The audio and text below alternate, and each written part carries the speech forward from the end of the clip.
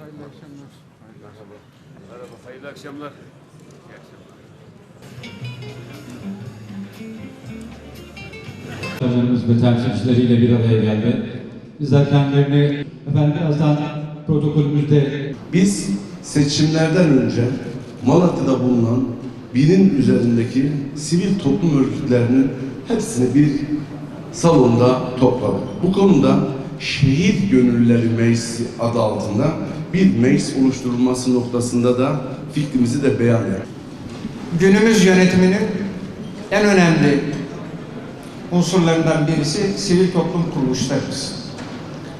Yönetimde katılımcılığı sağlamak, vatandaş iradesinin hem merkezi yönetimin aldığı kararlara hem de yerel yönetimlerin almış olduğu kararlara yansıması artık günümüz yönetiminde çok önemsenen bir konu. Sadece alınan kararlarda değil, yapılan uygulamalarda da vatandaşlarımızla birlikte hareket edilmesi ve onların dile getirdiği fikir ve sorunların ele alınması da bu modern yönetim tarzının yansımaları olarak görülebilir. Bu anlamda özellikle yerel yönetimlerimizin sivil toplum kuruluşu temsilcileriyle bir araya gelmesi ve şehrin yönetimine onları ortak etmesi de çok önemli görülmesi gereken bir konudur. Değerli kardeşlerim, değerli Malatyalılar, bizim ülke olarak üzerimize düşen sorumluluk bu ülkeyi daha ileriye götürmek, daha güçlendirmek. İster devlet yönetiminde olanlar olsun, ister yerel yöneticiler olarak belediye başkanlarımız olsun, ister sivil toplum kuruluşları olarak sizler olun, hep beraber aynı noktaya doğru, aynı hedefe doğru ilerlemek durumundayız. Ama seçimden sonraki süreçte de halkın iradesinin yönetimlere yansıması için sivil toplumun sözünün, sesinin çok güçlü olmasını isteriz.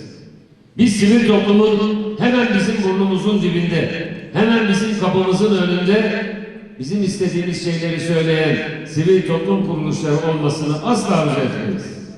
Tam tersine, bizim varsa eksiklerimiz bunları söylüyor. Varsa kamunun eksik bıraktığı alanlarda faaliyet gösteren ve eksikleri kapatan bir kamusal fonksiyon icra etmesini isteriz. Güçlü bir demokrasinin göstergelerinden birisi, güçlü ve gerçekten sivil bir toplumun var olmasıdır. Onun için burada siz temsilcilerini ağırladığımız sivil toplum kuruluşlarımızın Malatya'nın her türlü işinde söz sahibi olmanız, karar süreçlerine fikirlerinizi yansıtmanız, yol gösterici tekliflerle Malatya'nın daha ileriye gitmesi için katkı sunmanızı can yürekten samimiyetle arzu ederiz.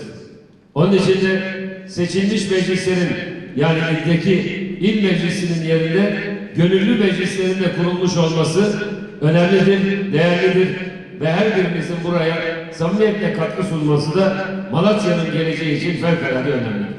Yemekten sonra da sorularınızla ya da tavsiye ve tekliflerinizle müzakerede bulunmak üzere hepinize iyi akşamlar diliyorum. Sağ olun, var olun.